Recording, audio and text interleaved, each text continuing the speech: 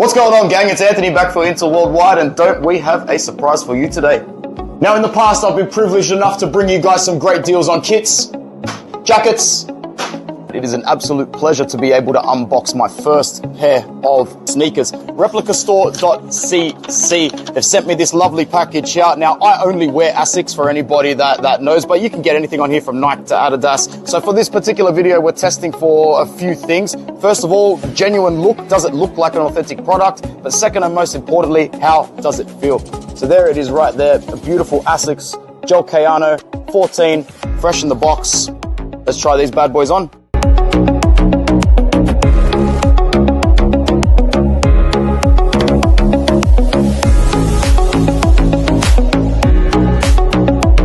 Positivity from me. They feel absolutely fantastic, feel genuine, feel just as comfortable as a regular pair of Asics Kayanos. Oh man, I'm gonna have to check these guys out a lot more. Start ordering in bulk, start ordering for my father, start ordering for the boys as well. They are absolutely fantastic. Let's give it one more look. Very good. You guys can take your pick of any of the fantastic pieces on that site. All right, guys, link will be in the description, replicastore.cc. Thank you for the gear. I'll be back soon. Yes, yo, ciao ragazzi. My name is Anthony. Welcome back to Inter Worldwide. A massive shout out to replicastore.cc for sending me an amazing fresh pair of Asics. I'm not going to keep denying it as someone that just hates the price of authentic sports gear, hates the price of material that is coming out of the same factory but being slapped on with a 5 to 10 times price, and then you add shipping. Hell yeah, man, I'm going to keep dabbling in this, and I'm going to keep passing on the benefits to you guys. No sounds. Are you sure? Everything should be fine. It sounds fine on my end. I can even hear it out of the other room. Can you just confirm that for me, Mattia? Yeah, bro, like I can actually hear my own voice on YouTube in the other room, so it definitely can't be me. Hashraf, are you sure I'm on mute? I highly doubt it. Hashraf, you got to sort out your browser, bro. Check out your browser. Check out your bottom corner.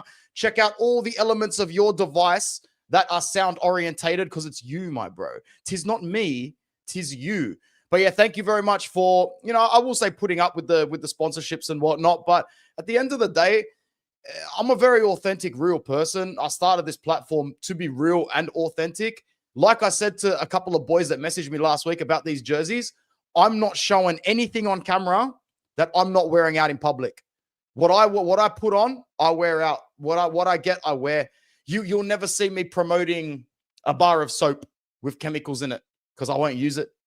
I won't use it. I'll never promote. If someone wanted to send me something that's completely useless to me, I would knock it back and say no. Or I would let them know, I'll do the promo for you, but I'm going to vocally tell everybody that I don't use it. I'm just pushing it. I'm blessed. I'm lucky. I get to do this in my spare time passionately. And not only that, like my wife so nicely pointed out, Anthony, when I met you, your biggest passion besides football was collecting football jerseys. And now I get these. It's brilliant. The links are in the description. Head to kitsock.com for all your jerseys and kits. Head to replicastore.cc for some massive discounts on sneakers if you need it. I'm excited to be here with you guys today because we've got a lot to cover. We've got a lot to cover in this video. You guys are going to be very impressed with how much we talk about in this live stream. It's a live stream for you guys. It's a live stream for the fans. I've got 5 more days worth of holidays. I'm going to make them count for you guys. Get as close to 5K as possible. And I just want to be here with you. That's all I want to do. I want to be here with Mattia. I want to be here with Inter fans because we got fucked, bro. Like, I don't care. I don't care about going back and revisiting trauma. Embrace my pain, bro. Embrace the pain that you've been given. We went and copped 5 up the ass in the Champions League final. The best decision I made after that final was coming home and swallowing my pride and just going, put the camera on. Put the camera on. Because I swear to all of you, if I had taken a 2 to 3 day break after that final and not gone live that day, live that night, live the next day, if I didn't push on here with you guys, we wouldn't be here today. I'm telling you now, the channel would still be on hiatus from that day. Like I said, lots to cover. Lots to cover today. I almost don't know where to begin. I don't know where to begin. Thank you, Cliff, for the nice comments. I really appreciate it, man. I don't know who that is last name-wise. Cliff. you're not the Cliff that also is a pundit on the All Juve cast, are you, mate? Because if so, big shout out to you and big shout out to Alberto and everything he does. Shout out to everybody else in the chat. Let's get started. I've spent enough time waffling. You are the Cliff. All right. That's very, very good. Very, very good. Have we linked up before, man? I don't know. I can't remember. I'm trying to think. I'm just trying to think of all the times that I linked up with anybody from Alberto's platform. And I'm not too sure if we did, my friend, but I apologize otherwise. Where to start? I'm going to start with... Let's start with the players that are on international duty.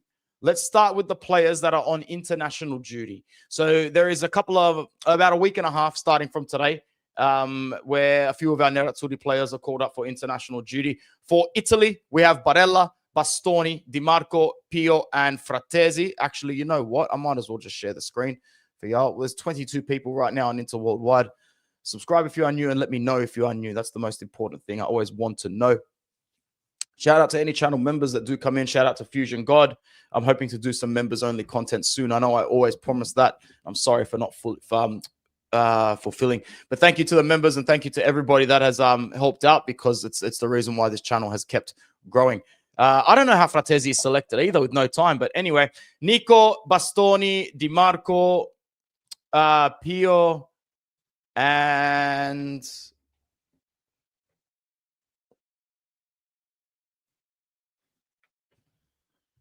Fratesi.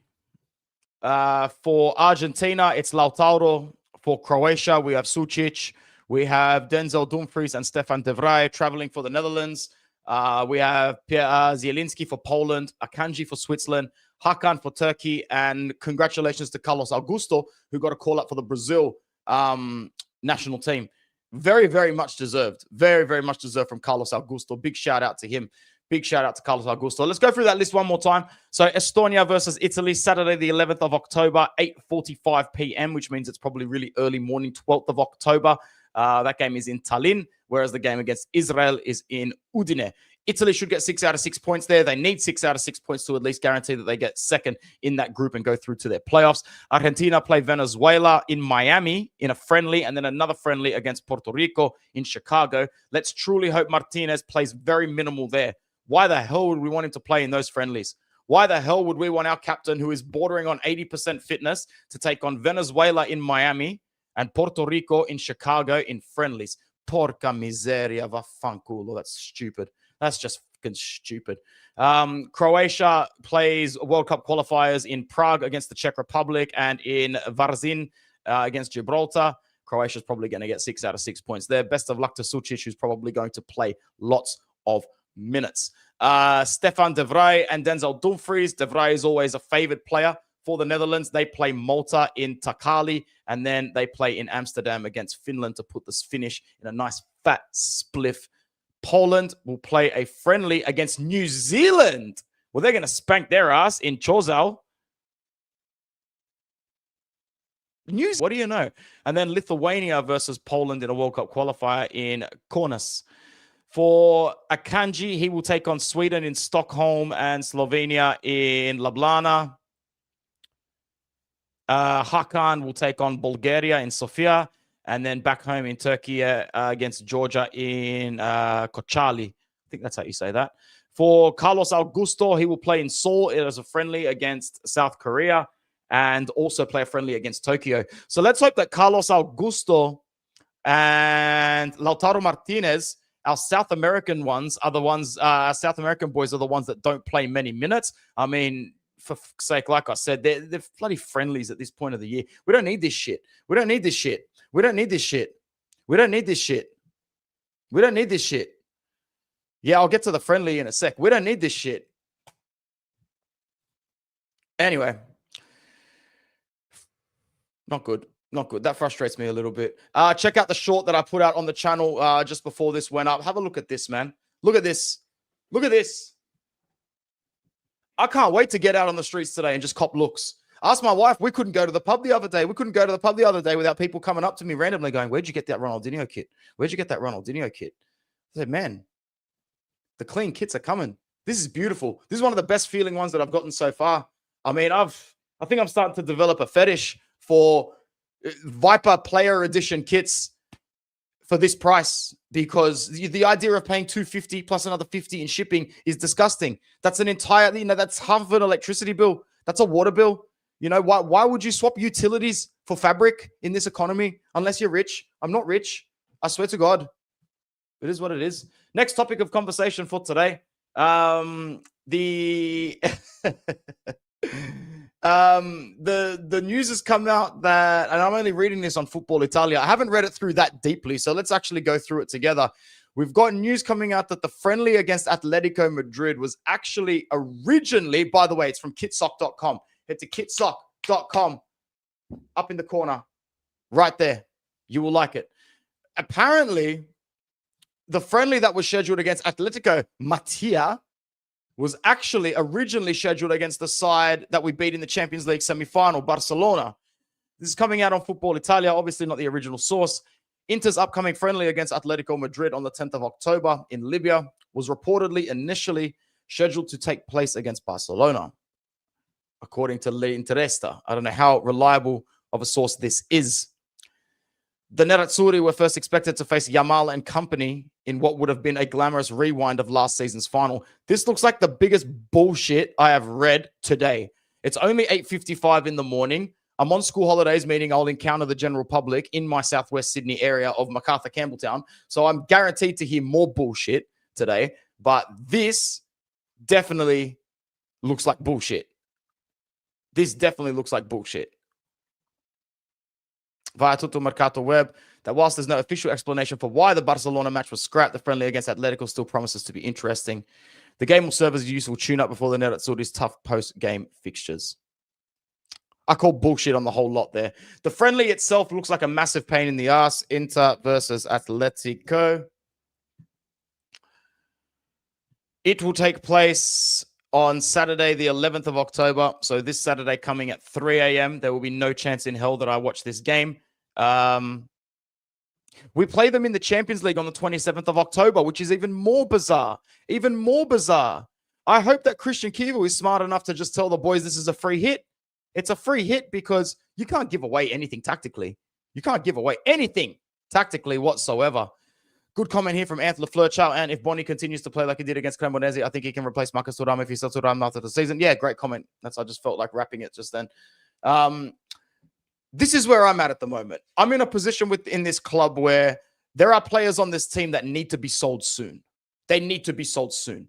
And I'm not here to explain why today. I'll explain why deeper. Those who watch the channel and know me enough know that when I'm in a position to sell, I will sell. When I'm in a position where we can take advantage of an asset that I can see depreciating in a couple of years, you go, you chomp, especially when they've portrayed behaviors in the past that are questionable, maybe never not proved. Everybody is innocent until proven guilty. I'm talking about Thuram. I'm talking about Hakan. Please remember these guys arrived at the zero parameter. Zero parameter. Any money for Hakan and Thuram are green book additives. People will remember those who have watched this channel for a while. Those who have watched this channel for a while know that I said from the moment they were purchased, Hakan and Thuram were purchased to be sold. We did not expect to keep them around this long. We did not expect it to piss the second star after Suning had no money. Honestly, man, we did very, very well the last few years with the tools that we had. We fully expected to sell a Marcus Thuram for a release clause of 80 million. Why the fuck do you think we inserted that? We expect to sell a player like Hakan after getting him for zero. The guy is not young. If we can sell Hakan for anything over 15 million euros before he goes, that is a fantastic deal to get a Scudetto, to get 2 Coppa Italia, to get 2 Supercoppa. Maybe he'll add another trophy this season. That is a 10 out of 10 transfer. And any rival fans that want to look at us and question it, look stupid, look dumb in the dust. Hakan to Inter is a roaring success when you consider the fact that he took the 20th Scudetto against Milan in their home park. And anyone that wants to argue it is simply wrong and bitter. If I'm an Inter fan that doesn't rate Hakan that highly and wants him out the door, I can at least know that I'm objectively right, giving him his flowers there. And another thing that I'll say to Cliff, wholesale changes at Inter, mate, be careful with what you wish for, because our club has habitually been known as keeping players well beyond their mental and physical worth at this club. They don't want to play for us. We rewrite their contracts. If Inter is looking at their bench at players like Boni and Pio Esposito, Cliff, this ain't Joaquin Correa and Marco Arnautovic. I'll get to a part in this stream soon where I talk more about the young players that are probably going to return from extensive loans at the end of this season. Inter's squad is progressing quite well. And like I've said on this channel recently, you take the 5-0 out of this situation, people will be looking at our scenario right now going, what's everybody so stressed about? Chivu'S on this young thing. Chivu'S on this young progressive thing that Inter haven't been on for ages. Absolutely, Cliff. Thanks, Brian. Let me know when you do come back in the game, okay? I'll keep an eye out for your stuff. Ciao, Rino. What's happening? Good to see you as well, Paisano. Make sure everybody's following Culture with Rino Z. Actually, you know what? I'll go to his channel right now. Yeah, Inter habitually, and I know Mattia will agree with me on this one. I know some of our fans have got emotional attachments with players, very much emotional. I'm not one of those people. If someone offers 15 for Hakan in January, you sell that guy straight away. Barella is there. Barella is ready. Barella opens up a spot for Fratesi. It's like making a new signing. Losing Hakan doesn't feel like a loss. It doesn't. Boni, if he keeps playing like that and someone wants to offer 60, 65 million for Marcus Thuram at the ripe old age of what? 28? Let's look up that as well. Let's keep doing this, man. Let's keep pretending like we're playing career mode, which, by the way, I should be able to get some FC26 career mode data up before I go back to work, but it's looking grim, fam. It's looking grim at the moment. 28 years old and... Well, no, his injury record's not bad. Not too bad. It could have been way worse coming to us. I say that as he's injured now, but still. Marcus Thuram, at 28 years old, will be turning 29 at the time that I'm theoretically saying that we should sell him. We should be selling Hakan and Thuram in the next summer window. We should be there. We should sell them. We should sell them. So please, to any rival fans who want to do that dance again, because I know the rival fans did a very big dance with the they're going to sell Barella, Toro, Bastoni. They're still waiting for that after Conte left. Guys, if I were you, I would be sitting there praying to the gods above that Inter are stupid enough to not sell one of their amortized zero parameter assets like Hakan, like Thuram. Because we're in a position where if we can play it smart, if there was a PlayStation controller in our hand, or if we were doing this on Football Manager, we'd solve this shit pretty quickly. We're not that many moves away from solving our shit. The problem is that we, as fans, have no faith. And rightfully so. We lost our faith in this club a while ago. We lost our faith in the directors a long time ago. I have no faith that they'll do what I'm saying. I have no faith that they will bring back all three of Carboni, of Stankovic, of Casemiro, sell the likes of Hakan and Mkhitaryan, more minutes for Fratesi, Barella in a permanent DM role, Sucic as well. Guys, that's 6 midfielders for next season already, and you've lowered the average age of your midfield by about 4 years in the blink of an eye. It's not rocket science. It's actually cheap, affordable, common sense. We're moving fucking smart. But can we follow through? Or are we going to do something really dumb, like not fulfill the Brugge fee for Stankovic, like bring Carboni back and loan him again? Or even worse, sell him for like 13 million? Same with Casemiro. We've got potential to do some really smart shit. Whereas even though I admire what Allegri is doing at Milan, that squad is a ticking time bomb waiting to collapse. It really is. It's got great talent on the sheet, great talent on the pitch. If they stay fit, healthy, and mentally sharp, they can go win the Scudetto. But they're bust. That Milan squad busts within a year, easy. We know that. We know that. But we don't care. All I care about is this season now for everyone and the future for us.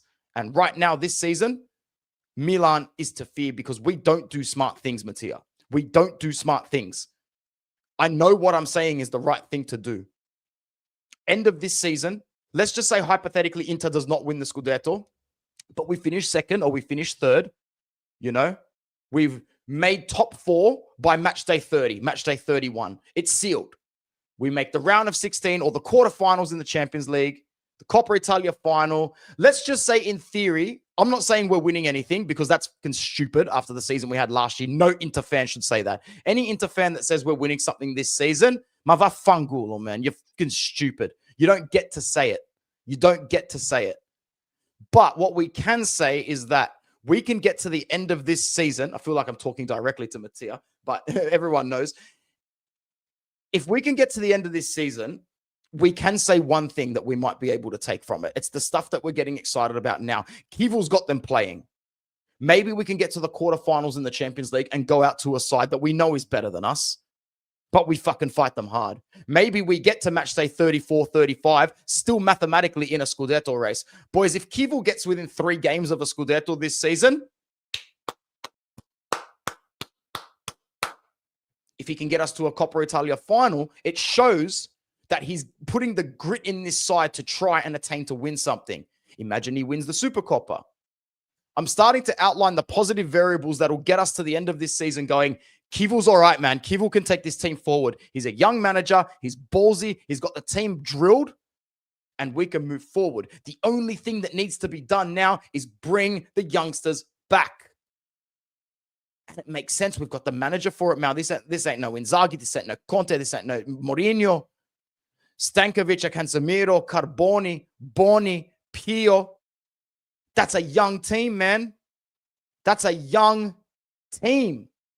Very good, very athletic. So amortized for the future. Plus the under-23s coming in. This is the sort of stuff that I'm glad we get to be excited about for the first time in forever. When did you, as an Inter fan in my generation, get to be excited about this stuff? It's always about fucking results. It's all about results. It's all about qualifying for things. It's all about winning things, and rightfully so. Siamo l'Inter. We are Inter. But still, I like that we get to celebrate and be excited about the things that Juve were celebrating about, because they knew it was going to take them from here to here, regardless of results. Training infrastructure, stadium agreements, under 23s, young players. Feels better.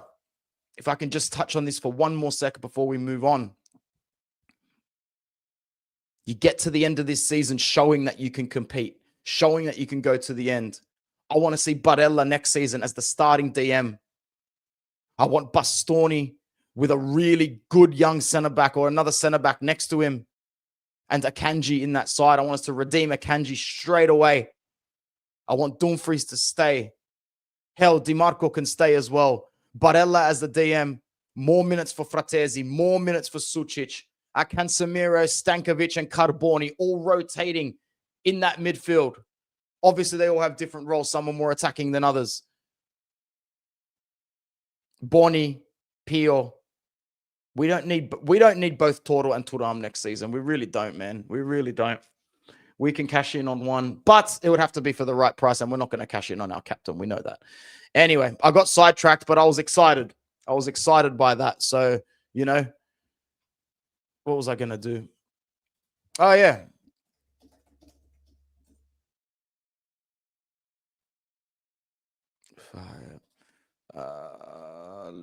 Link is in the description also for Reno's channel. Calcio with Reno Z. Calcio with your paisano Reno Z. Calcio with Reno Z. There you go. Links in the description there. Oh yeah, that's right. You can't put things in your description.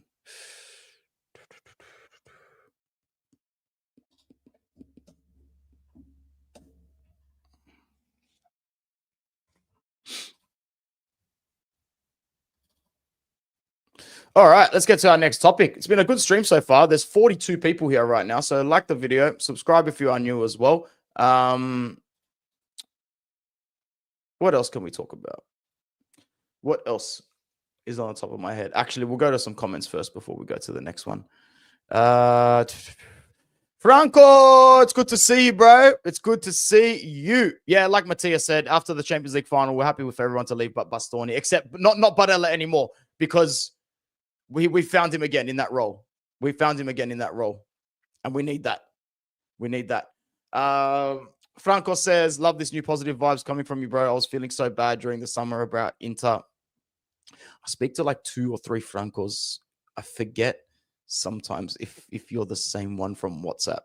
Can you just confirm that, or if you're the one from the Australia Inter chat? Oh man, there's like 3 Francos.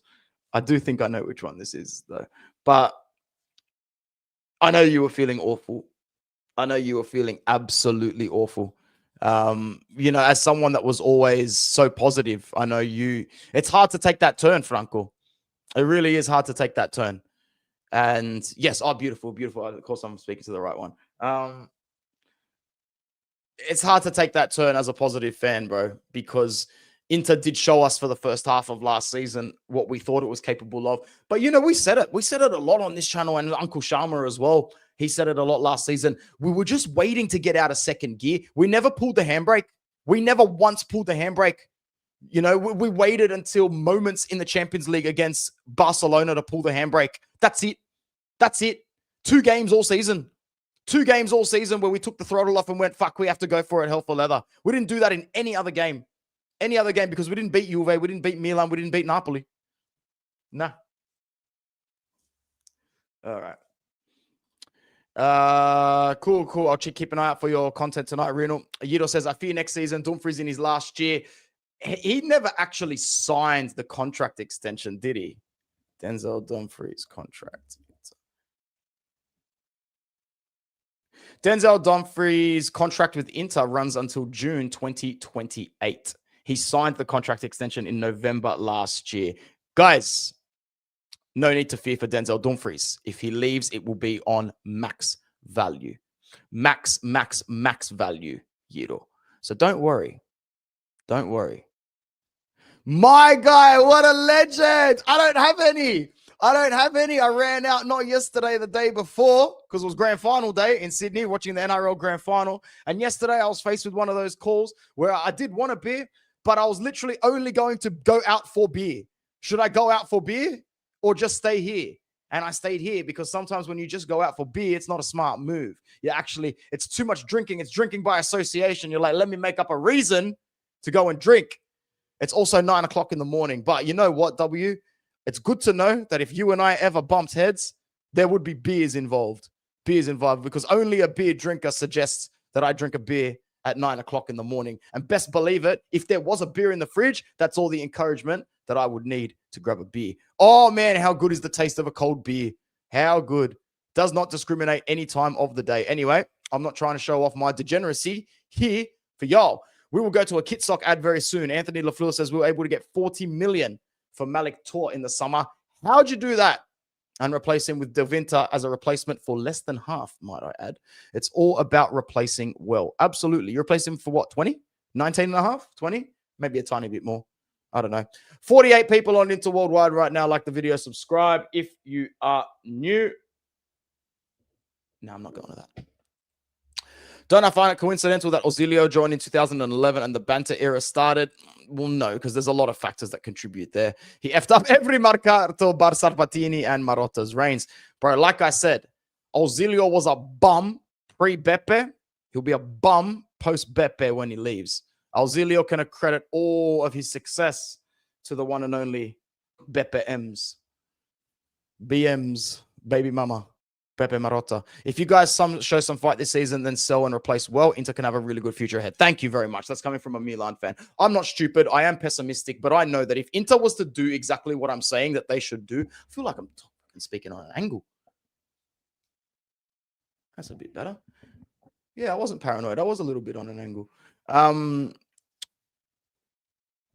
When I look at Inter's squad and the players that should be coming back from loan, I'm looking at that going, oi, where did this come from? Where did this team full of ballers come from? Where did this team full of young ballers come from? I'll reiterate it to you. If next season our lineup looks something like Martinez, Bastoni, ex-centre back, Akanji, DiMarco, that looks weird, Dumfries, Barella, Fratesi, Stankovic,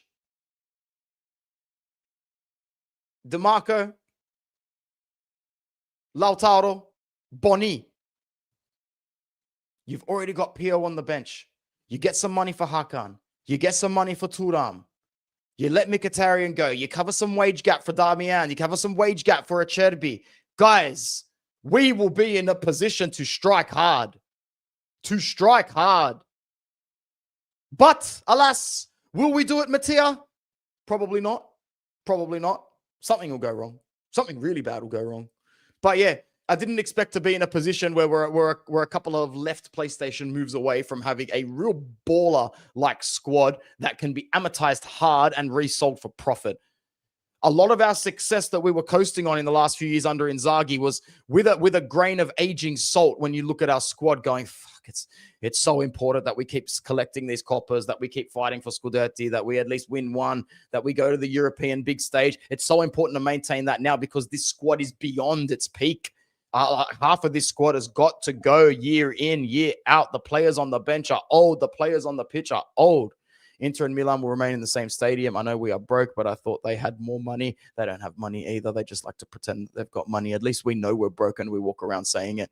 You know, the whole sign, we are so rich. No, you're not. No, you're not at all. I'm very hesitant to say that we can win the Scudetto right now from a Milan perspective, Anth says, at Milan, because it's only been 6 games into the Campionato.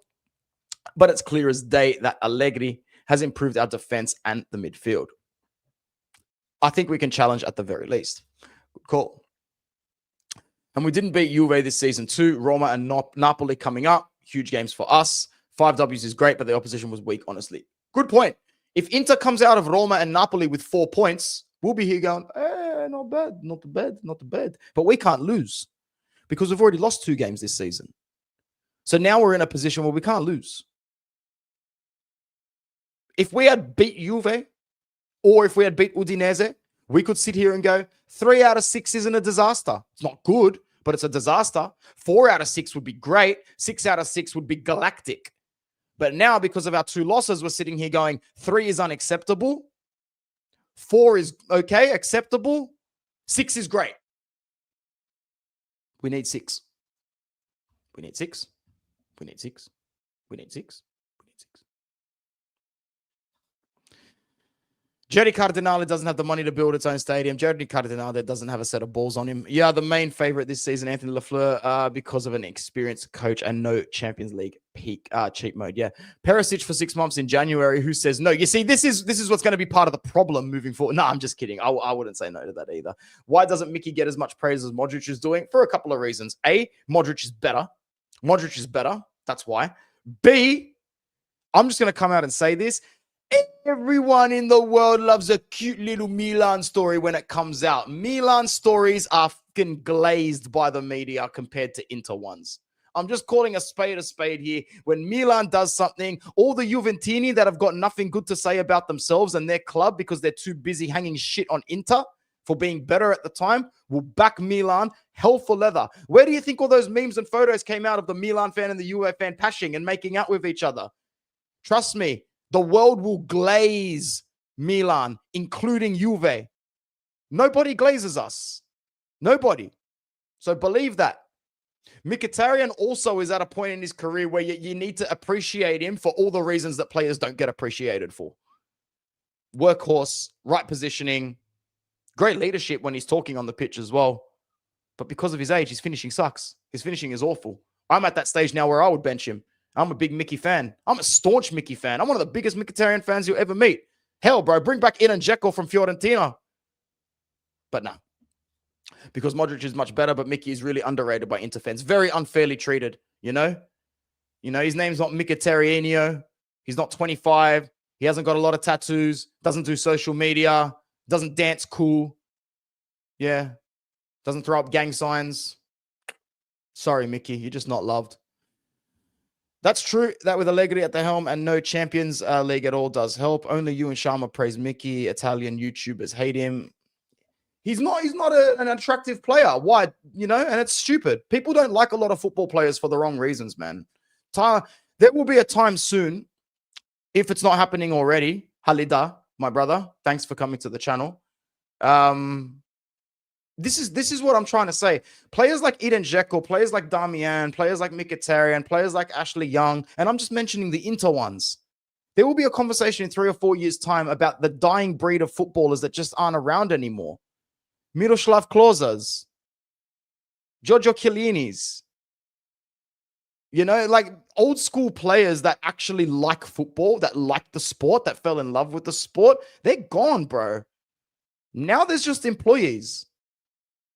One of the favorite things I like to say is that if you had a bad game 10, 15, 20, 25 years ago, it wasn't even the manager. There was an assistant coach or a trainer waiting in the locker room to bash your head against the side of a locker going, you'll be training with the reserves for 10 working days, mate, for 10 days, and then you'll jump back into the first team.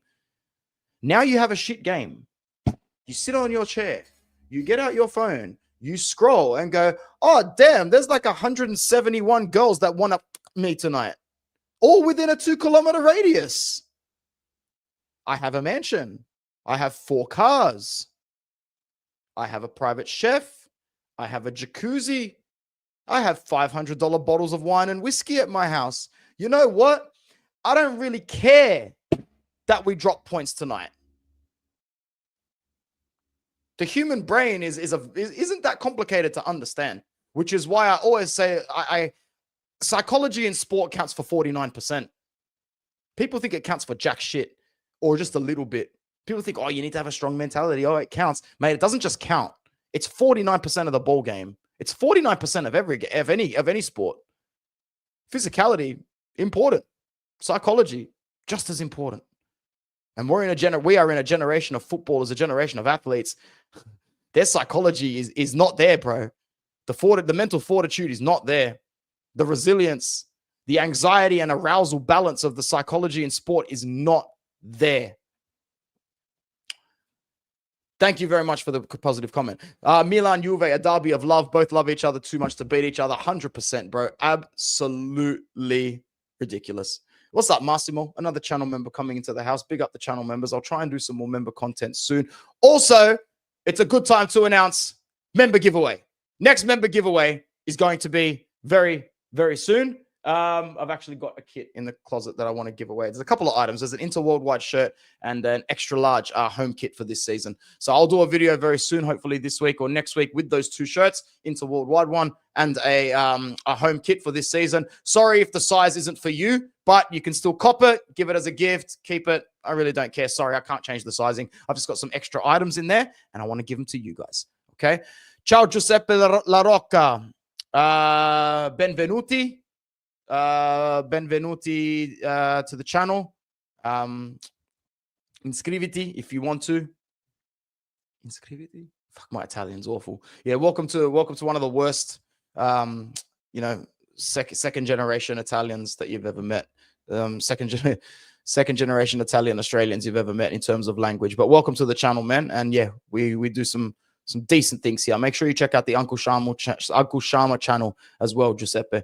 It's kind of sad to see that Milan and Juve is a derby of love now. Old school fans remember that it was a true derby back in the day. And that's why I like talking to old school fans, because a few of them don't buy that shit.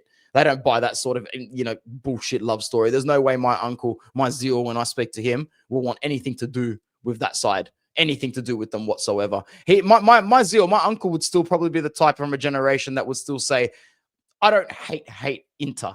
I don't like being around them, but I don't want to hang around Juve. Simple as that. And that's that old school mentality of, if you're not a Juventino, you're against Juve. Simple as that. This whole modern day Milan and Juve love fest is completely fake and fabricated for social media as well.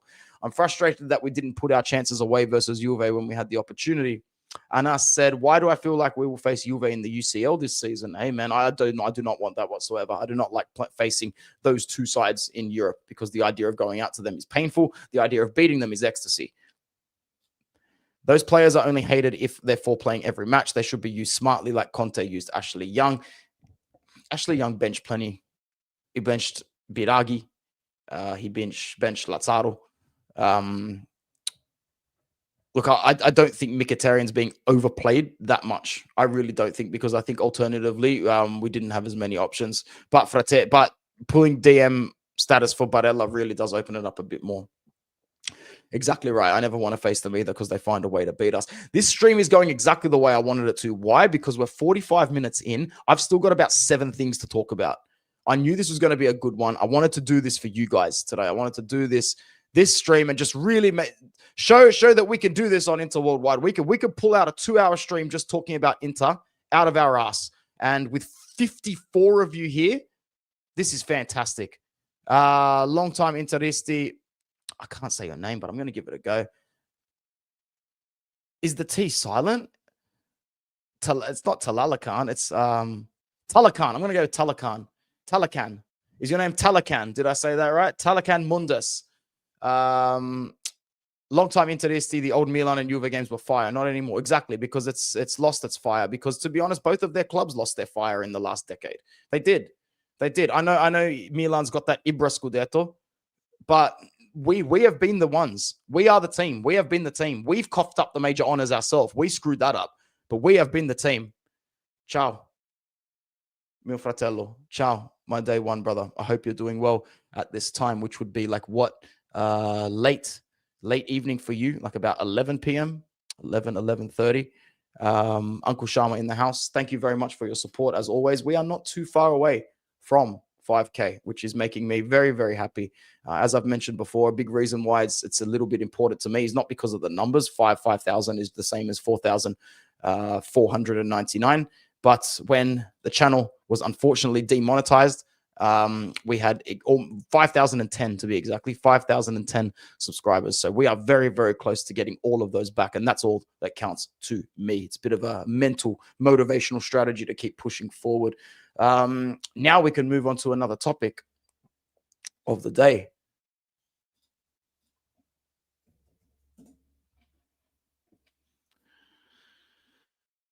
What's next?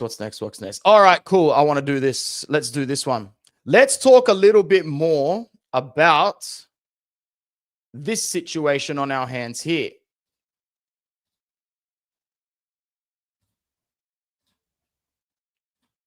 Now, I'm not saying that he should be starting every single game. Seriously, Vince, now, I'm just gonna put my dog outside because the door's closed. Give me exactly 22 seconds. Count it down.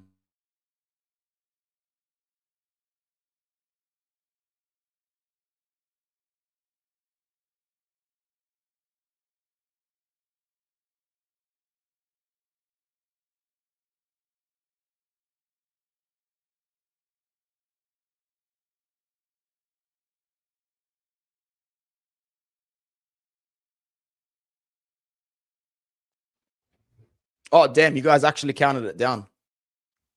Yeah, well, I beat your countdown at least. It was probably closer to 25. All right. We are looking very sexy in this department. Very sexy. Nico Barella in this DM role can open up a world of opportunity for other midfielders, a world of opportunity for Christian Chivu, a world of opportunity. No, it wasn't 10. It was easily 20. I was counting in my head a little bit.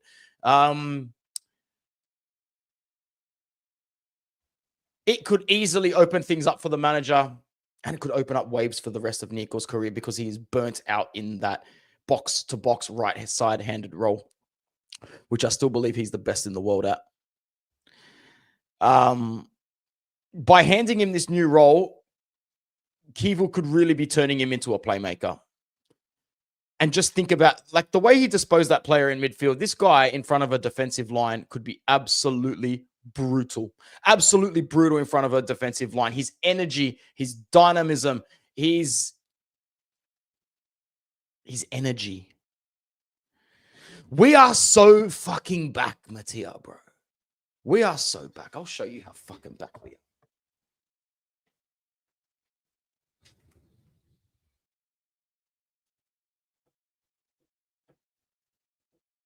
Where is that?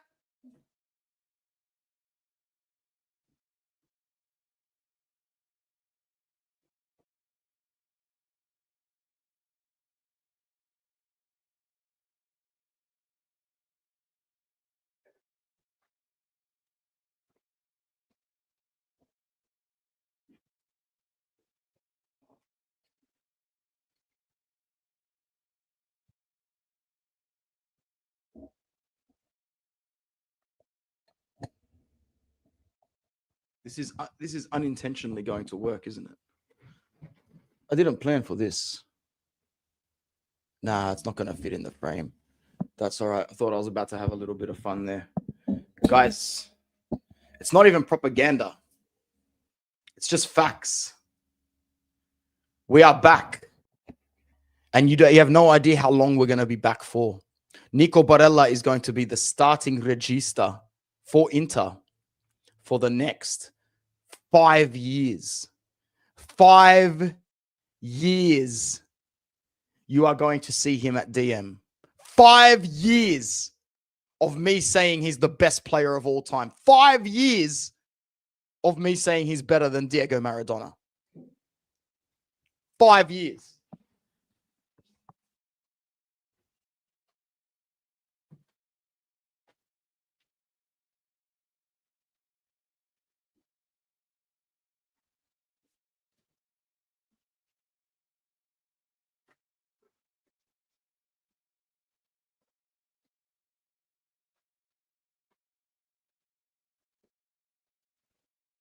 All right, just casually back into it. So, all seriousness, if you can take me seriously from now on, when you build yourself a reputation in a certain position anywhere in the world, it's not easy for a manager to take you out of a role. Just ask Arne Slot, who's basically being criticized by every Liverpool fan on the planet just months after winning the league. Oh, why are you playing in someone's right back? Oh, why is this guy playing in this position? Because we've got a lot of armchair experts that, tell managers where they need to play players and who they need to play. But what the most important thing that this was important for is that Hakan Çalhanoğlu was on his way out. You can't sit there and deny that. No one can sit there and deny that there was a very big case being made for Hakan Çalhanoğlu's departure out of this club. And when that happened, we're all here sitting there thinking, we're going to have to drop 30, 40, 50 million to replace this guy. We've sent Aslani out the door for a loan. He's going to come back. Mate. Yeah, Barella is better than Zidane. Nico Barella, by being who he is and being as good as he is, has solved our biggest problem overnight. And I know people are giving credit for it, but we need to give more credit. He solved it overnight. He's like a saint. He's like a guardian angel. Oh, it's like, oh shit, we've got this problem. Hakan wants to piss off to Istanbul, Galatasaray, Fenerbahce. Yeah, who cares? Go. Yalla, bye. Go send us a postcard with some garlic sauce dripping on it because prodigal son, Nico Barella, has just gone, oh, fuck it, bro. If no one's going to solve this situation, I'll solve it myself. Lautaro can't solve it. Beppe can't solve it. The club can't solve it. I'll solve it. Hakan, eat timber. Eat timber bench while I show you I'm just as good in your role. Nico Barella has saved our biggest issue in this club. No, I'm exaggerating a bit now because Hakan has played himself back into form. See how quickly everybody was back on Hakan's you-know-what, Mattia? Do you see it? Are you as disgusted as I am? See how quick it was for them to jump back on Hakan? Like he didn't do what he did in the offseason? See how quick it was? It only took them Cagliari, Sassuolo, Slavia Praha, and Cremonese. That's all it took. Slavia Praha, Cremonese, Cagliari, Sassuolo.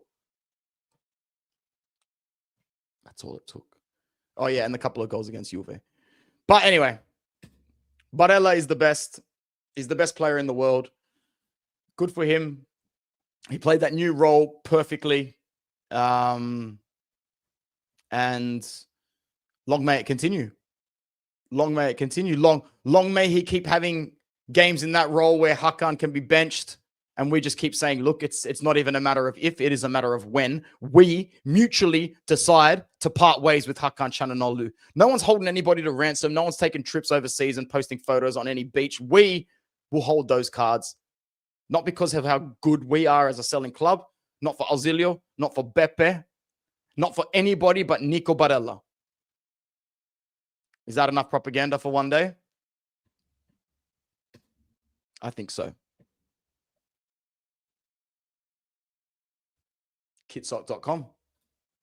That's where we're at. I'll see you in a second. Did want to reference our beautiful sponsor once again, kitsock.com, and today I'm going to unbox a jersey that I have been wanting for a long time, many years, and I've just waited for this particular time, when the time is right, to get a jersey that represents, a kit that represents a moment of love and a moment of falling in love with the game. Beautifully pressed, amazing badges, 4 stars, not 5, because at the time of the 2002 World Cup, before they went on to win it, Brazil had 4 World Cups. The attention to detail is amazing on this one. Why? Because the small number 11 is here in the middle of the front, while the big number 11 complements the original most beautiful player with the ball at his feet of all time. It is Ronaldinho, fondly remembered in this World Cup in this jersey for that amazing free kick. Speaking of underselling, I didn't undersell shit. You know who undersold him? Everyone. Because you weren't around when we signed him, Mattia. You came to the channel when Alexis Sanchez scored that beautiful last millisecond goal against Juve and the changing of the guard was confirmed. But when we were rumored to sign Nico, I was doing videos in Hoxton Park. I knew the suburb because it was at this gym near my parents' house. And I just kept doing video after video saying that we're going to agree with Cagliari. It's going to be this. We're getting close to it. And people are commenting, most notably as well, Bruno, Sean the non-believer. Probably Bruno's worst take ever on Inter Worldwide. Worst ever take in the history of Bruno was his doubt of Nico. 40 million's too much. He's not the player that we think he's going to be. That's because Bruno didn't know. He was not cluey. He was not deeply already involved in the Barella beauty before he signs for Inter. See, I was watching him. I was watching him so closely. This homegrown Cagliari boy. And when I watched him play well, I was just watching him. He was just one of those players where I was just like, he'll be on the radar soon. He's on the radar quickly. I'm going to jump on this now. And then he just kept playing well.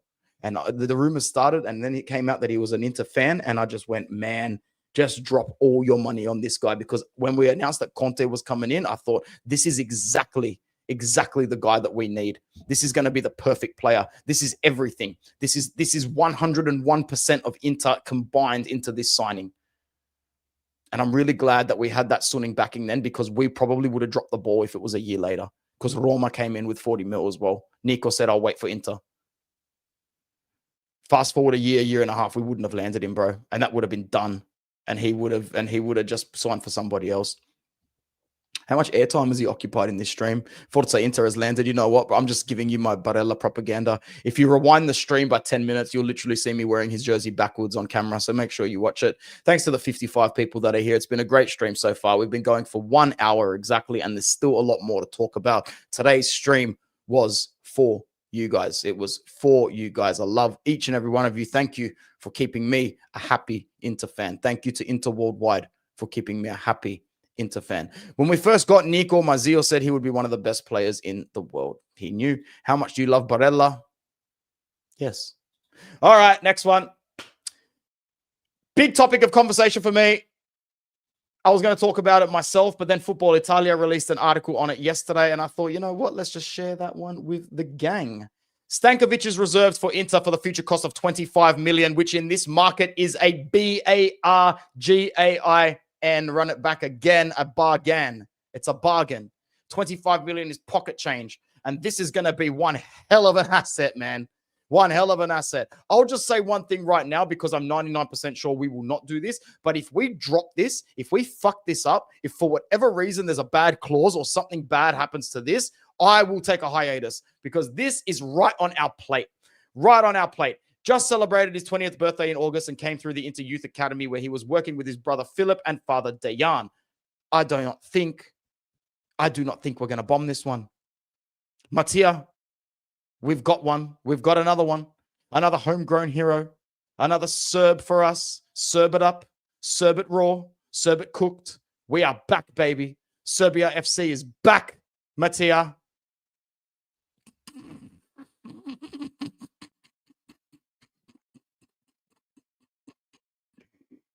Mate. Inter made sure to keep Stankovic control. God, he looks sexy in our kit, doesn't he? However, the negotiations dragged on for weeks because Inter were determined to hold on to a buyback clause at an affordable rate. They succeeded as the figure was set at 23 million and 25 if postponed to 2027.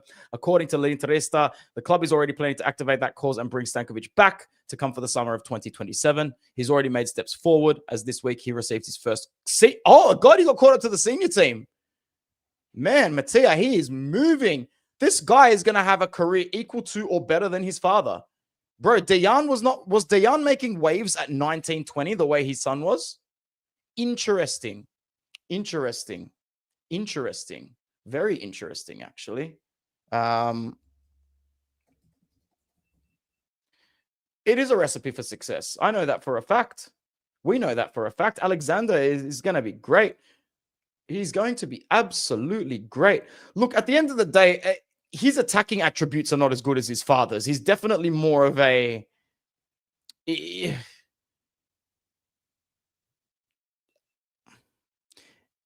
I think he's very good. I think he's more of a hybrid. I don't want to sit here and say that this guy's more of a defensive midfielder than an attacking one, because I don't necessarily agree he's a pure defensive midfielder. I really don't. He was the youngest captain in Savada. Okay, cool. So the hype was still very, very, Jesus Christ, captain at 19. That's crazy. Well, no wonder his son is peaking early. What an amazing father. What an amazing father, mentor, and disciplinary to be leading you there. That's why if we can really nail this signing, he might stay with us for a long time. He might just stay with us for a long, long time. And the way that he could drop into a deep role, probably more into the way that Barella was also playing a box-to-box role as well. Very happy. Very happy with the fact that we are getting Alexander Stankovic back. I really, really hope that we do. We cannot screw this one up. We cannot screw it up.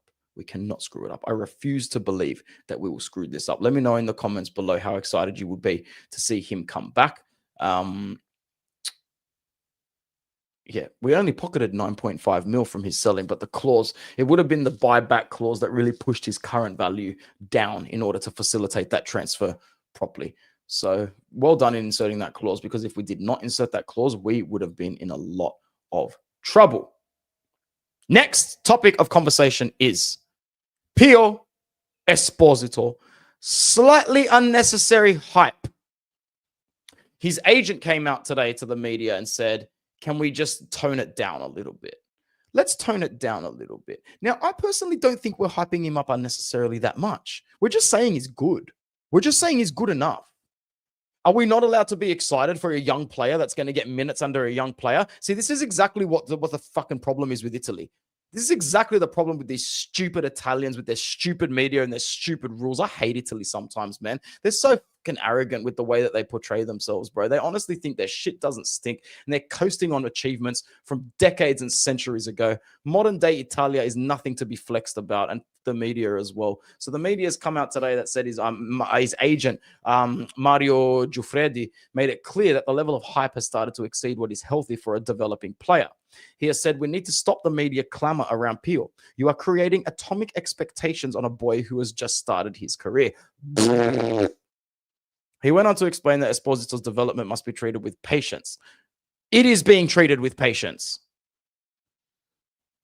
Bro, the problem is exactly what I touched on. I don't know if you were here 15, 20 minutes ago. It's the same shit. Same shit as I was talking about as the modern day athlete versus the old athlete. The old athlete was never scared to give it a crack. If you were 19, 17, 18, hell yeah, man, I'll get my chance today, tomorrow, any day. I'll make it count. And none of this stat padding for feelings. We are in the most cutthroat part of the industry, the top tier, the AAA plus level of the tier. Forza Inter. We need to make these sort of standards count. As long as he stays grounded, as long as he realizes that he's not a starter. He's a rotational player off the bench for his age. Yeah, he'd be starting in Serie B. Yeah, he'd be starting at Parma, at Cremonese, which is what he should be expecting at his career. Anything less than you not starting at Cagliari, at Parma, at Cremonese, at Sassuolo is not good. So you being off the bench at Inter, getting rotational minutes is perfect. There is no unnecessary hype around this guy just yet. I'm happy to squash that narrative. Because if we keep going on unnecessary hype, blah, blah, blah, it's just going to make the situation more nervous. So that's my little 2 cents. That's my little take on Pio Esposito and Inter's situation. Let me know in the comments below what you think, because I do not believe that we are hyping him up unnecessarily. I really, really don't. Yeah, but we'll see. I want all three back, honestly. Look, Carboni, after his loan at Marseille, I knew he was sort of good enough, even though his minutes weren't good. I know he did his ACL. But the fact that he's playing for Genoa now, I want him back for the bench next season. I want Carboni back for the bench next season. Why not? Why not? And he's a player that we are going to need, because, like I said, even though Stankovic's profile isn't solely a defensive midfielder, he's got these awesome progressive traits, awesome ball moving traits, awesome traits of finding advantageous positions in the pitch, especially from set pieces. He can deliver set pieces very well. Valentino Carboni, on the other hand, would be a much better fit for that Mkhitaryan hybrid role, for that attacking midfielder role. Someone that can even join up and play as a second striker here and there, not even officially on the pitch, but he can play a hybrid role on and off the pitch as well. I think we're done with the Pio topic now as well. Fantastic. Oh, you want all three Stankovic's? Yeah, why not? That would be awesome. That would be awesome as well. Once again, guys, thank you so much. Like the video, subscribe if you are new. Let me know if you are new. We've been going for an hour and 6 minutes. I still plan to continue a little bit more. We have the announcement of the Coppa Italia bracket. After this topic, I'm just going to go to the bathroom, if that's okay, because I have been going for over an hour. The Coppa Italia schedule has been announced today/yesterday. I'll share this on the screen as well. Might as well keep sharing. It's nice having fast internet and a fast computer. That's probably why I'm working a lot more efficiently on these live streams these days. The quality looks better. The picture is in a HD quality, is it not? Have you guys noticed the improvement in the image and the lighting slightly? Even the audio. So nice. It's nice to have good quality. The dates and times have been confirmed for the Coppa Italia round of 16, including Lazio versus Milan, Juventus versus Udinese, Napoli versus Cagliari, and Inter versus Venezia. Okay, so we got the best draw in this particular situation. This is the point in the tournament at which the top 8 seeds enter the competition. It remains a series of one-off matches, so a winner is decided after 90 minutes, or they go directly to penalty shootout. There is no need for extra time. The round of 16 stretches from the 2nd of December until January 27. The tournament remains in a tennis-style bracket, which means you just progress to the next phase. Here you have on the screen the Coppa Italia round of 16 fixtures. There are 16 sides remaining, 8 games, 4 fixtures will follow in the quarterfinals. Juventus versus Udinese on December 2nd. Atalanta Genoa Wednesday, December 3rd. Napoli Cagliari December 3. We have a December 3 game as well, Inter versus Venezia. We will also cross-reference that with where that game is with other fixtures on our calendar. Bologna take on Parma, Lazio, Milan, Roma, Torino, Fiorentina, Como. It's a pretty stacked list of clubs, being Venezia being the only club in there that is not representing Serie A. With this draw and with the side of it that we're on, I can't actually see the bracket. I'm going to assume that Inter's on the left-hand side of the bracket. Let me have a look. Let me see if I can actually find a site that actually has the bracket properly.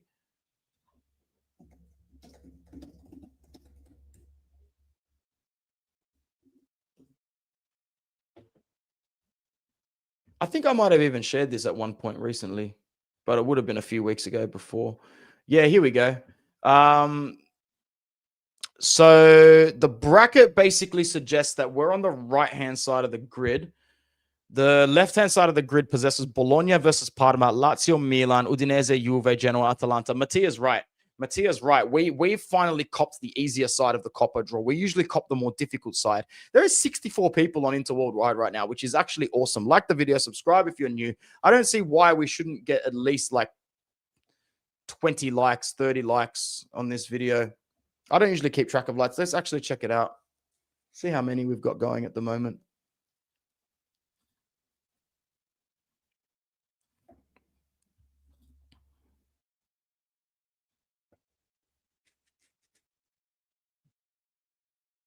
22. That's all right. 22 likes is not too bad. Let's get that up. Let's bump those likes up. Let's get 30. Let's get 30 likes for this stream. So if you haven't liked it already, you can do that. That would be very, very nice.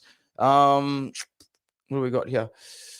The hyped up Belotti, but we can't hype up Esposito. Pretty much, man. Pretty much. All right. So we've got Venezia. We'll play the winner of Roma and Torino. It'll probably be Roma. And then it will be either Como, Fiorentina, Napoli, or Cagliari. I expect us to beat Napoli in this tournament. I don't expect Conte to take it that seriously. We should have a straight path to the final. I'm completely going to echo what Matthias says there. We should go to the final, but on the other hand, we don't want a repeat of last season and going deep in all competitions. That's true. That's very, very true. A while, and that's why I'm so excited, man. That's why I'm so excited. All right, that covers the Coppa Italia draw that we were going to speak about. We're starting to come up to the last few topics of this stream. I'm just going to go to the bathroom. Thank you so much for your patience with me. We've been going for an hour 10, and I'll be back, and we'll continue for about another 30 minutes. It's been very fun. See you in a sec. What's going on, gang? It's Anthony back for Inter Worldwide, and don't we have a surprise for you today? Now, in the past, I've been privileged enough to bring you guys some great deals on kits, jackets. It is an absolute pleasure to be able to unbox my first pair of sneakers. replicastore.cc. They've sent me this lovely package here. Now, I only wear Asics for anybody that knows, but you can get anything on here from Nike to Adidas. So for this particular video, we're testing for a few things. First of all, genuine look. Does it look like an authentic product? But second and most importantly, how does it feel? So there it is right there. A beautiful Asics Gel Kayano 14, fresh in the box. Let's try these bad boys on.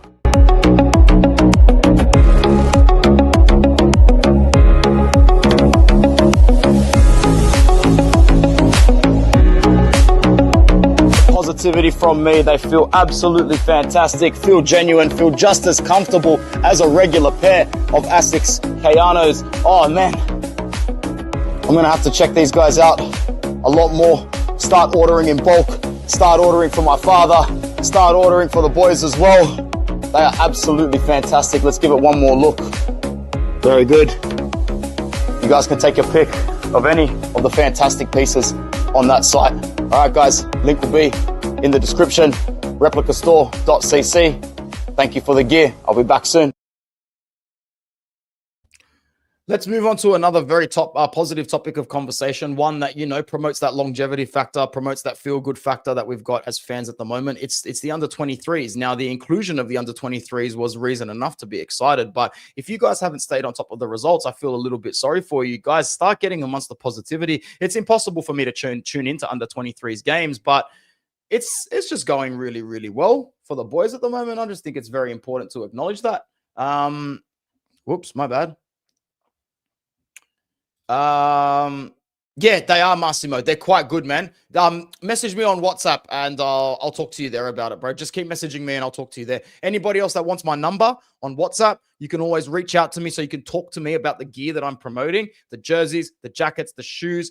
You know, I'm never, ever, ever, ever, ever going to lie to you. I will tell you the truth.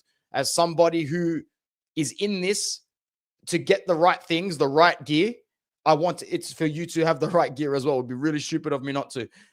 Some great results. Some great results. Very good results.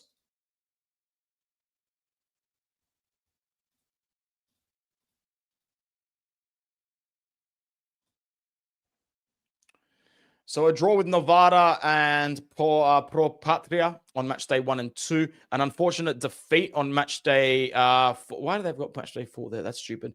A win on match day 3 against Virtus Verona. An unfortunate loss to Lecce on match day 4. Back-to-back wins on match day 5 and 6 and 7 as well. And a 2-2 draw yesterday. This is the only game that I haven't been following so far. So it looks like we were against the run here. We got the opening goal. Oh, damn, 2 back-to-back goals very, very quickly. And then Zubarek scores at the end. So the exciting part is that the team's actually doing quite well. 4 wins, 3 draws, and a loss. Obviously, it's not the greatest thing in the world. It could be a little bit better. But for their first time in the competition, they're performing great. They're performing fine. There's a lot of players in this team that are starting to already start to get whispered that they might be included in first team lineups. Keep an eye on Topalovic because I do believe that he's actually included in our Champions League squad. I do believe that we are actually included in our Champions League squad. So yeah, keep an eye on that. Also, a lot of good things being said about Kochi, about Kamate as well. So yeah, it's great stuff for the under 23s. I'm really excited because having this sort of professional pipeline to the first team is what a big club needs. It is what a big club needs. Comments and then into fixtures, and then quick, like just a reminder before we head off, because it is international break and everyone, embrace the break that you get from Inter. Ciao, and thoughts on the NRL grand final and how Brisbane rule the Aussie sporting landscape. It's crazy. I'm happy to speak about that for a second, because maybe I can start, talking to people here about Australian sport a bit, and maybe they'll like it. So we had our rugby league grand final on the weekend, and yes, so obviously, can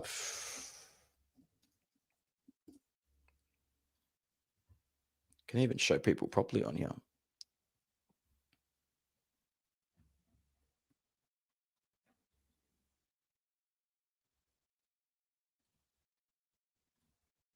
Here we go, geography lesson with Anthony.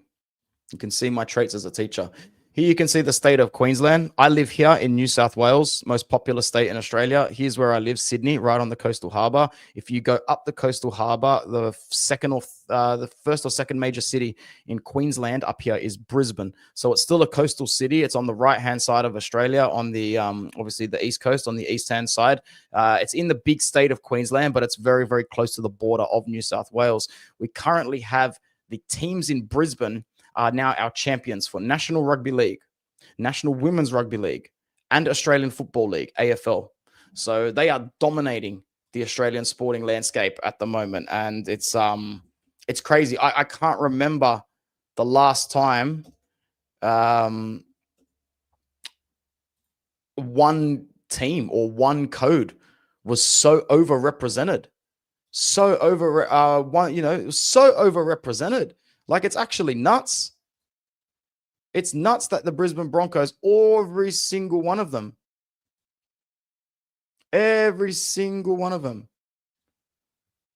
So there you go. You got the Brisbane Broncos as premiers in the NRL.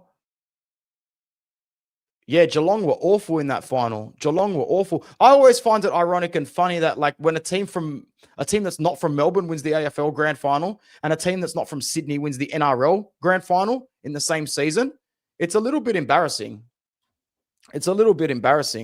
Because, you got so many of these teams with the major codes. And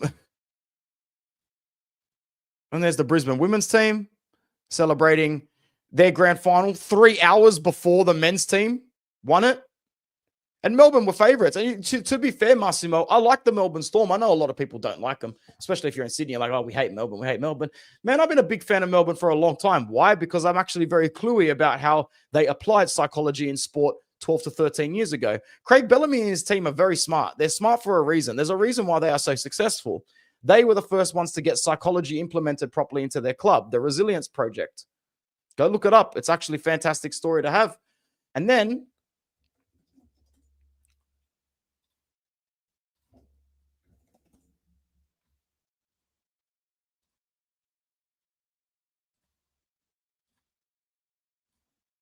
here you have the Brisbane Lions. So Brisbane Women's NRL. Brisbane Broncos NRL. Brisbane Lions AFL. What the fuck? What ended up happening? Who won the AFLW grand final? Has to be a Melbourne team, right?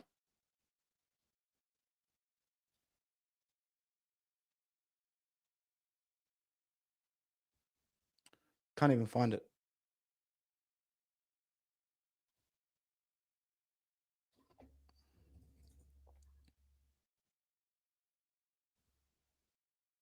Oh shit! Geelong lost the AFLW grand final as well. They lost to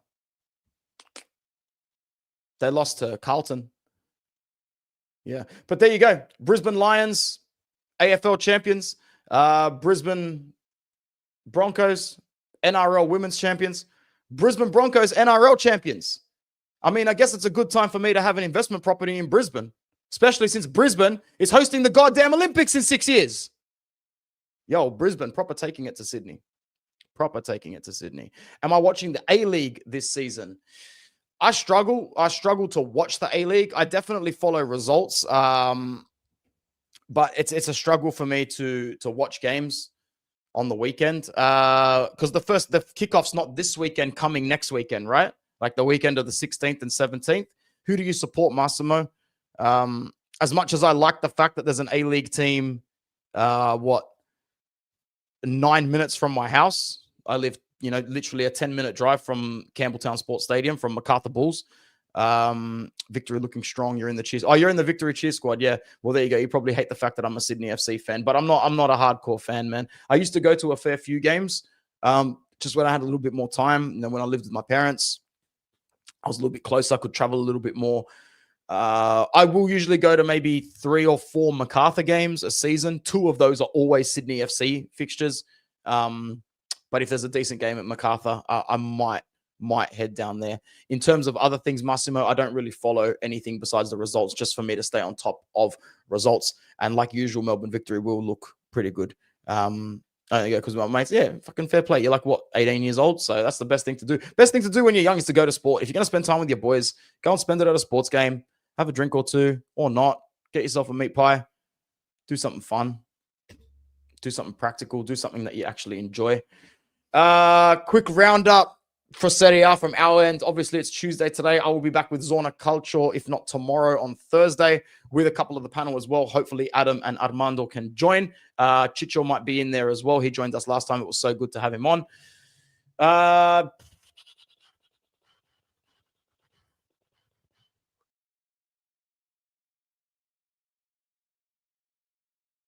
This is the women's review. I was about to say, I am reading a wrong roundup right there.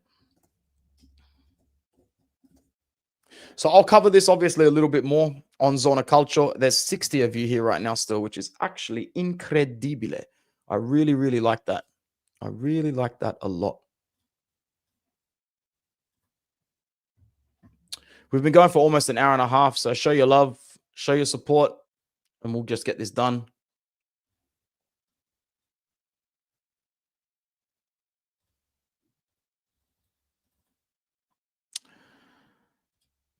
Parma 2 defeated Torino. That's the wrong match day, Anthony. That is the wrong match day. Far out. Get your shit together, man. I was going to say, Torino won this weekend, didn't they? How did you not remember that?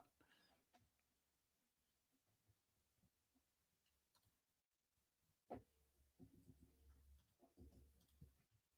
the hell is going on here?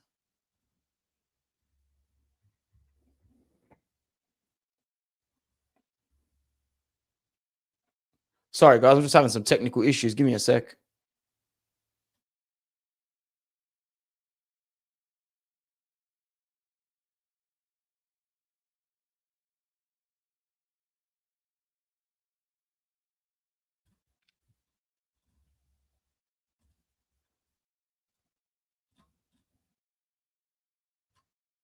All right, there we go.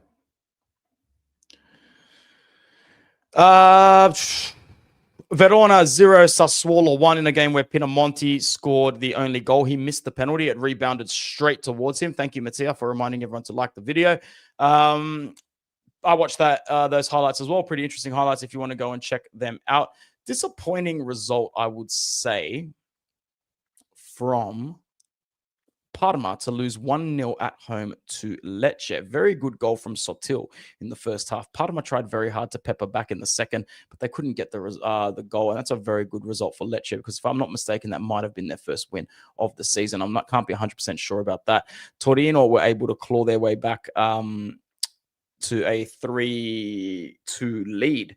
Actually, Sal Coco scores in the 90 plus 3 minutes, and you think it's all over there and then, but it's not because Cataldi gets a penalty after Sal Coco is actually responsible for bringing the player down. Juventus Milan played out the biggest ball draw that you'll ever see, the derby of love, the derby dell'amore. Inter waxed Cremonese by 4-1. You'll hear more about it on Zona Calcio. Atalanta and Como played out an interesting game, but a pretty boring one. Goals in the first half to Samazic and Peroni. I was able to watch that game. You really thought at least one of them would come up with a winner. But when it got to about minute 75, yeah, Lazio are shit. Lazio, Fiorentina, and Torino are the three biggest bombers of the season so far. Udinese and Cagliari played out a pretty boring stalemate, 1-1. Cabasele and Borelli got the goals there. And Bologna whacked Pisa like I thought that they would. I had to let my mate know not to take him off his bet. 24-38-40. Game was over at halftime with Orsolini and Cambiaghi always among the ranks. Napoli weren't good, but they were good enough to beat Genoa, who are still winless, and Patrick Vieira is probably going to be on sack watch this week, if not next week. I thought he would be on already, but apparently he's got pretty good stature within the club. This result here is a borderline disaster for Fiorentina, Mosekin, and Stefano Pioli, because they let Sule and Cristante do a number on them in the first half to come back and win 2-1. Now, I'll look at the table a little bit closer, maybe on Zona Culture. We're not doing too much table ladder watching this season so far, but it's going to, you know what, I don't even want to look at it now, but it's going to be really, really, really tough for Pioli to dig his way out of this. It's going to be really tough for him to dig his way out of this. He's not going to dig his way out of this, guys. I'm telling you right now. Stefano Pioli is sitting second last on the... I'll show you. I'll just show you quickly. So he's not sitting second last. He's sitting just out of the relegation zone. 3 draws, 3 losses. Only Verona, Genoa, and Pisa are underneath him. He is a part of the gang of 4 clubs that has not won a game yet in Serie A. It's a disgrace. It's a disgrace. Torino has got 1 win, so has Lecce and Parma. Lazio are the biggest disappointments. They're in 13th position. Lazio, we all know their off-season struggles were pretty shit. They signed Sardi, and then Sardi was basically told, oh, by the way, we've got a transfer ban. Imagine that. Imagine signing for a club as a manager. You already sign, and then a week later they come up to you and they go, oh, by the way, we've got a transfer ban that we know about, but we didn't tell you. To be honest, I don't know how the fuck Maurizio Sarri didn't walk away. I don't know how he didn't just walk away. No worries, man. Here's your contract, and just put his cigarette out in the contract and just spit on it and walk away. I would, but I'm a petty individual. And to be honest, I thought Sardi was a petty individual as well. Maybe he's been told that once the transfer market reopens up, he's got 100 million to work with, but I highly doubt it, knowing Lotito. That was a gun stream. We had a high of 65. Mattia held it down for me. Thank you to all the channel members, and thank you to all the people in the chat. A couple of newcomers as well that came through. This was a good stream. It was a good match day. Inter's collected points in a match day where Milan and Juve have not collected points. There is going to be an international break. We will be back with a fixture. I'm not going to share it on the screen, but we will be back on Sunday, the 19th of October, competitively against Roma. That is ages away. That is 12 days away. We get a break from competitive Inter. That is good. That is good. Let's see if we can come back and keep up our form. We have Roma. We have Union Saint Galon. I forget how to say it. Someone helped me in the last in the last stream. And then Napoli. And you know what? That home game against Fiorentina, the 30th of October, is no longer looking like a scary fixture, because we should go there and maul the shit, actually knowing our luck Pioli gets sacked the week before that, and we have to get the manager bounced there. But anyway, my name is Anthony. That was a really good stream. Head over to replicastore.cc if you're looking to cop some shoes for 1/5 of the price. Asics cost $230 in Australia. These ones cost 40.